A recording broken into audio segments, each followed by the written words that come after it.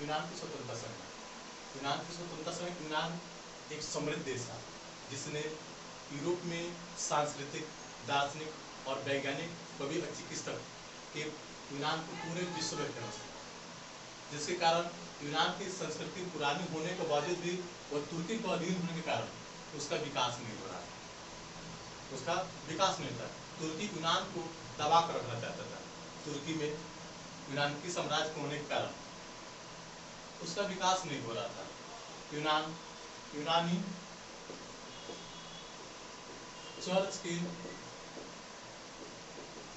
अधीन थे, जिसके कारण उनकी बहुत ऐसी विश्वास थे जो कि चर्च में थे और वे अंधविश्वास में भी जीते थे।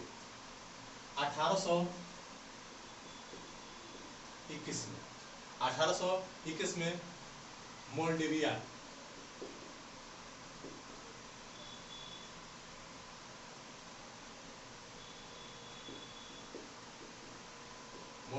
के विद्रोह में यूनानियों में उन्हें राष्ट्रवाद की भावना पनप गई। ब्रिटिश कवि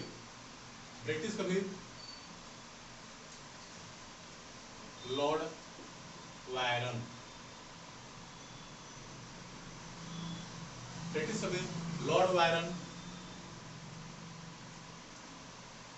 1824 में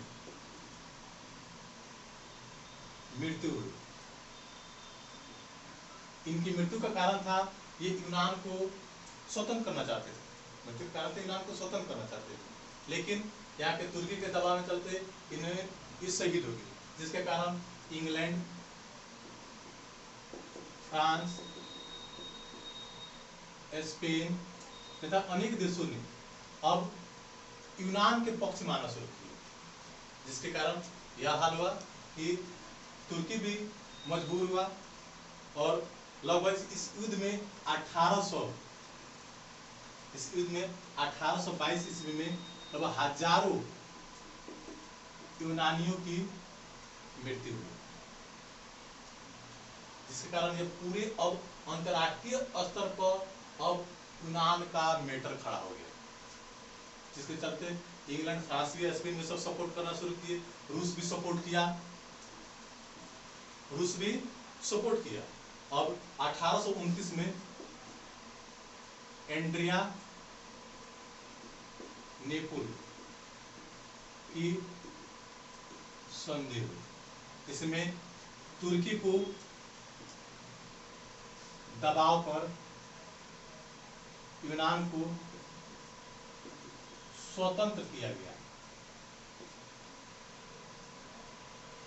यूनान को स्वतंत्र किया गया और बवेरिया के राजा ऑटो को प्रधानमंत्री बनाया गया। और धीरे धीरे फिर यूनान क्या हुआ, अपनी पुरानी संस्कृति में आना शुरू हुआ। अब वहां पर के यूनानी को हर एक प्रकार की सुविधा मिली और राष्ट्रवाद की भावना भी वहां पर पनपी। एक क्वेश्चन होता है यूनान की स्वतंत्रता संग्राम के बारे में या यूनान के राष्ट्रवाद के बारे में चर्चा कीजिए। 1848 की क्रांति यूरोप के इतिहास में 1848 की क्रांति एक महत्वपूर्ण कारण है, जो 1830 के क्रांति के बाद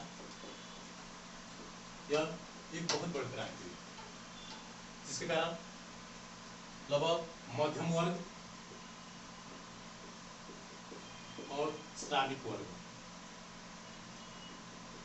की यह आंदोलन थी, जिसमें यह हुआ कि पूंजीपति वर्ग और मध्यम वर्ग के बीच में जो कि भेदभाव था वो दूर करना चाहते थे, जिसमें लगभग आपको गरीब पूरी तरह प्रभावित थे, बेरोजगारी की समस्या और समाज में क्या कहते हैं भूखमरी अनेकों प्रकार के साधन थे। बाद में मेजनी उसूद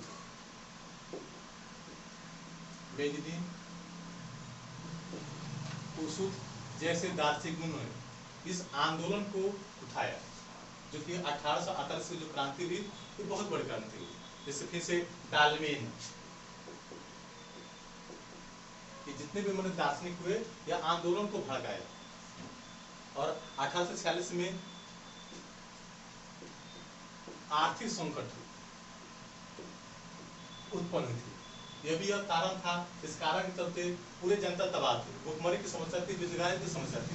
यह कारण जो कि ये जितने कारण थे इसके लिए एक फायदेमंद हुए और क्योंकि जनता मजबूर होकर आपको 1848 में एक क्रांति शुरू कर दी। फ्रांस पर प्रभाव 1848 क्रांति का फ्रांस पर बहुत प्रभाव पड़ा। इस क्रांति में लुई फिलिप ने 1800 फ्रांस की इस क्रांति का बहुत बड़ा प्रभाव पड़ा। लुई फिलिप ने यह राजगद्दी उदारवाद और राजतंत्र को दोनों को एक साथ लेकर चलना चाहता था।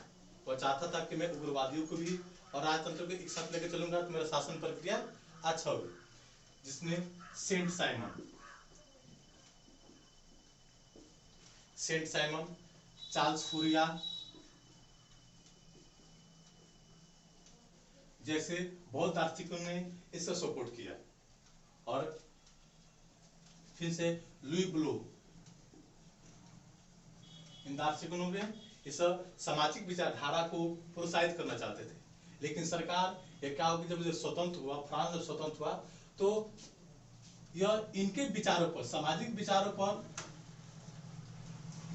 विचारों पर यह सरकार या संविधान की रचना नहीं की गई, बल्कि यह राजतंत्र पर इसका मन के संविधान की रचना की गई। जिसके कारण यह हुआ कि यह लोग, जितने भी यह दार्शनिक लोग थे, यह सरकार का विरोध करना शुरू किए। और पूरे लुई फिलिप इसके लिए तैयार नहीं था। 1840 में गीजो को प्रधानमंत्री बनाया गया। लेकिन उसकी नीति के कारण क्या हुआ कि जनता में असंतोष पैदा होना शुरू किए। सुधारवादी नेता थियर्स ने 22 फरवरी 1818 को, सुधारवादी नेता आपको 22 फरवरी 1800 थियर्स 22 फरवरी 1818 को, ठीक है, 1848 को उसने विशाल भोज का आयोजन किया और सभी लोगों को इसमें विशाल भोज का आयोजन किया गया और सभी लोगों को बुलाया गया और सभी जनता से पूछा गया। लेकिन ऐसा हुआ कि सरकार इन भोजों में क्या हुआ कि गोलियां चलवाई और गोलियां में हजारों लोगों की मृत्यु हुई। बाद में 1852 में नेपोलियन के बल्कि नीति को अपने से गणतंत्र को समाप्त कर और राजतंत्र को पूरा स्थापित कर दिया गया। फिर से आपको इटली पर प्रभाव, फिर से आपको जर्मनी पर प्रभाव। तो इटली आप जानते हैं कि फ्रांस, इटली और जर्मनी लगभग एक साथ लगभग दोस्त थे, मतलब कि देश थे। इटली के एकीकरण में भी कि मेजनी काउल, गैरीबाल्डी का अधिक योगदान था। वे लोगों ने वियना सम्मेलन, मेजनी काउल और गैरीबाल्डी का बहुत योगदान था। उसने वियना सम्मेलन में सरकार का घोर विरोध किया। और उसने उदारवादी व्यवस्था को लागू करने का प्रयास किया। उसी प्रकार आपको जर्मनी में मेटरनिख व्यवस्था को पतन किया गया और वहां पर बेवरिया के राजा को गद्दी छोड़ने पर मजबूर किया गया। वैधानिक शासन लागू किया 1848 में। आपको जर्मनी में 1848 में नेशनल असेंबली की रचना में की संस्था, जो कि संसद हम लोग समझ सकते हैं, संसद की व्यवस्था की गई। और धीरे धीरे इटली व जर्मनी व फ्रांस व अनेकों देशों में एक राष्ट्रवाद की भावना अब शुरुआत हुई। सभी देश चाहते थे कि हम लोग सामंतवाद हुआ, इनसे राजतंत्र हुआ, ऐसे देशों से मुक्ति करना चाहते थे। बाद में आपको राष्ट्र का प्रभाव पूरे विश्व पर पड़ा। यूरोप के बाद एशिया और अफ्रीका पर पड़ा, क्योंकि आप जानते हैं कि एशिया और अफ्रीका महादेश में यूरोप वासियों को अधिक उपनिवेश थे। तो वे चाहते थे कि एशिया यूरोप को अपने चुंगल में रखने के लिए। लेकिन जब यूरोप में जब आंदोलन शुरू हुआ तो इसका प्रभाव विश्व के अनेक देशों में, जबकि आपको बोले थे कि एशिया और अफ्रीका महादेश पे इसका बहुत ज्यादा प्रभाव पड़ा। जो कि जैसे आप जानते हैं हमारे इंडिया में टीपू सुल्तान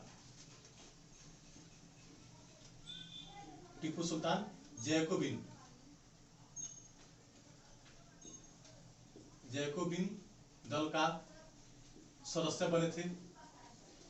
और इंडिया में आपको इसका संस्थापक भी कहिए, जो कि राजा मान राय, जो कि अंतर्राष्ट्रीय वादियों के समर्थक बन गए। 1857 का विद्रोह भी हमारे इसी कारण भारत में हुआ था।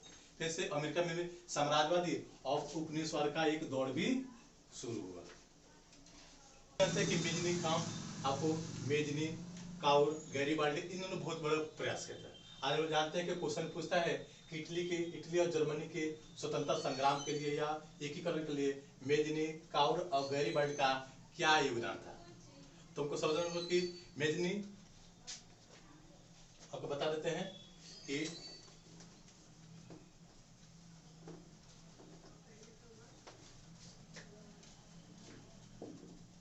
मेजनी को इटली में मसीहा कहा जाता था।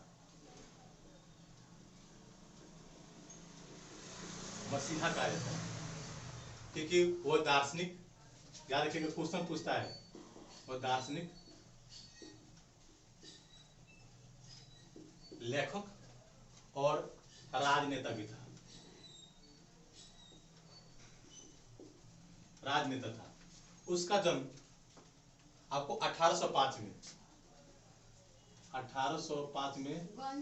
उसका जन्म आपको 1805 में आपको क्या कहते हैं, सार्डिनिया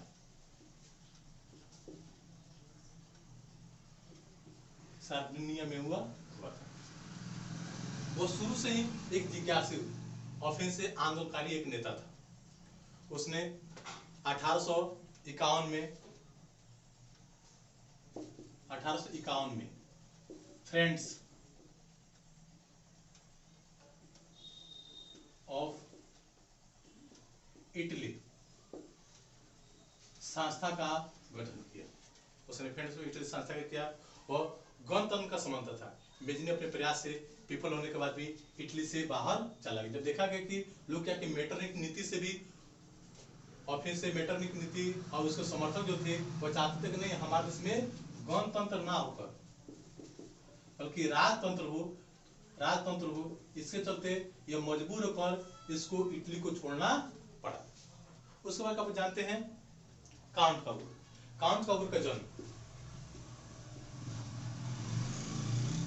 काउर का जन्म आपको 1810 में हुआ था।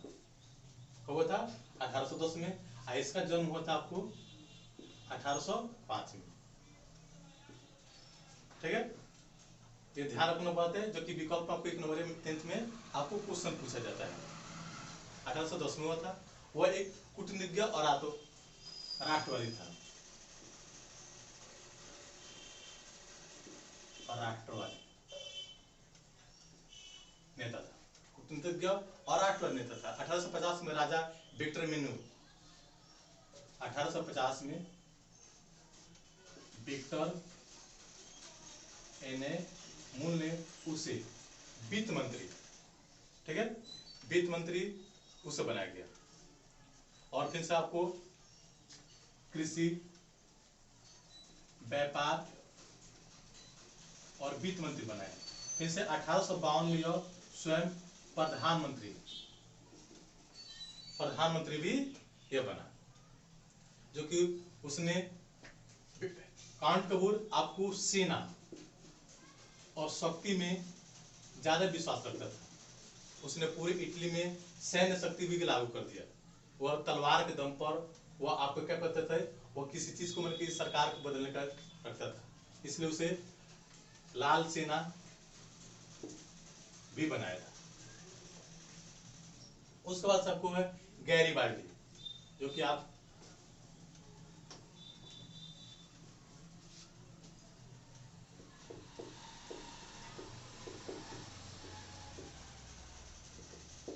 ठीक है।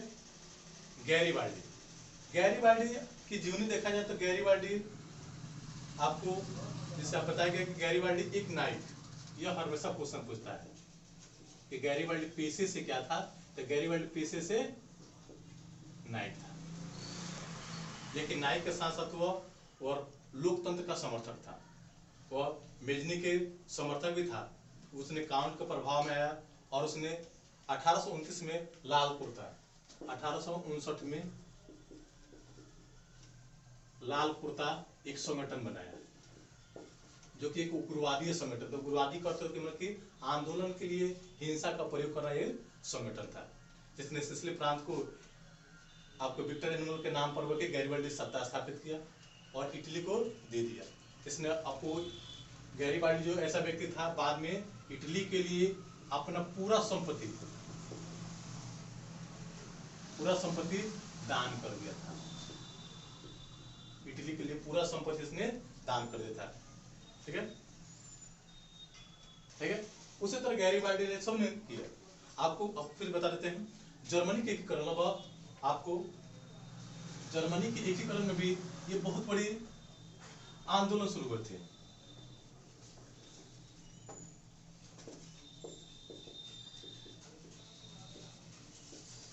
अठारह सौ सत्तर में आपको नार्डिक ड्यूसन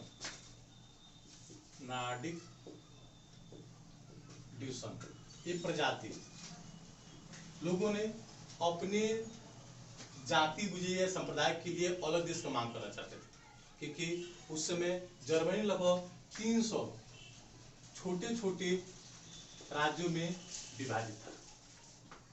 आई जो प्रजाति जो थी, फिर से ये प्रजाति जर्मनी के छोटे छोटे कहीं कहीं ना भी बिखरे हुए थे। ये चाहते थे कि हम लोग ये पूरे इकट्ठे होकर हम लोग को एक देश मिले, प्राप्त हो जाए। और लोग अलग चाहते थे।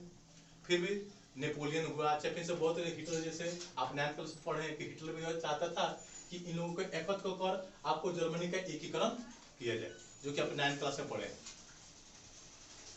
फिर से जर्मनी में राजनीतिक, सामाजिक, धार्मिक एकता नहीं थी। जर्मनी में उत्तरी राज्यों में प्रोटेस्टेंट और दक्षिणी राज्यों में उत्तरी जर्मनी में प्रोटेस्टेंट और वहीं दक्षिणी जर्मनी में कैथोलिक,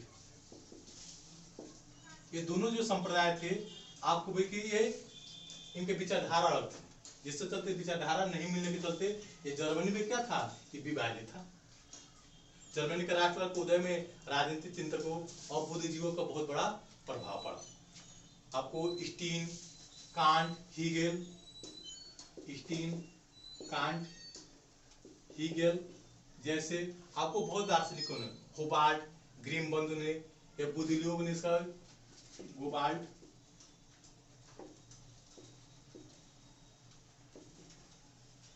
ऐसे बहुत दार्शनिकों ने यह कि जर्मनी के एकीकरण के लिए आपको प्रभावित किया, जो कि बाद में इनके प्रयासों से 1806 में लगभग ये 39 राज्यों में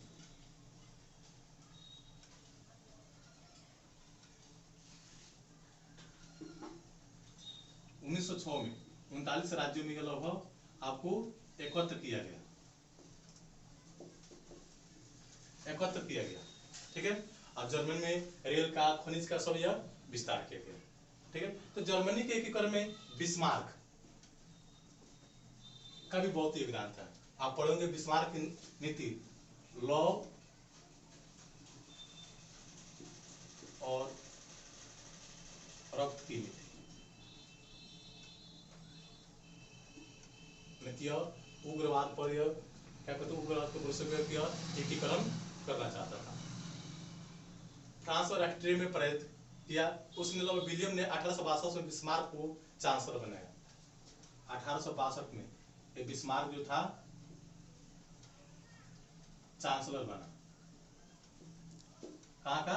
जर्मनी का चांसलर बना। और उसने बहुत से जर्मनी में सुधार किया। उसने उदारवादी और कट्टरवादी के एक संपर्क स्थापित किया। जर्मनी के एकीकरण के भाषणों के आधार पर वह बुझे की अनेकों बल्कि लॉ और रक्त की नीति पर करना चाहता था। ऑस्ट्रिया में वो उसकी क्या कहते हैं, गुलाम मतलब की जो कि प्रणाली थी उसको समाप्त किया। और 18 जनवरी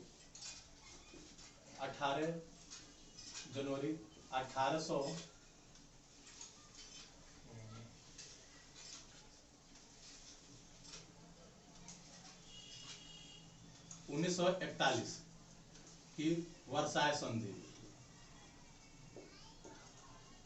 में इसका बहुत बड़ा योगदान हुआ। और इसके बाद क्या कि जर्मनी को वर्साय संधि में सही किया और बाद में यह जर्मनी को एकीकरण किया। यही है जर्मनी, इटली और भी आपको फ्रांस में कैसे कैसे राजनेताओं ने फिर से उग्रवादी संगठन ने आपको पूरे यूरोप पे एकत्र करने का प्रयास किया। यही है यूरोप में राष्ट्र।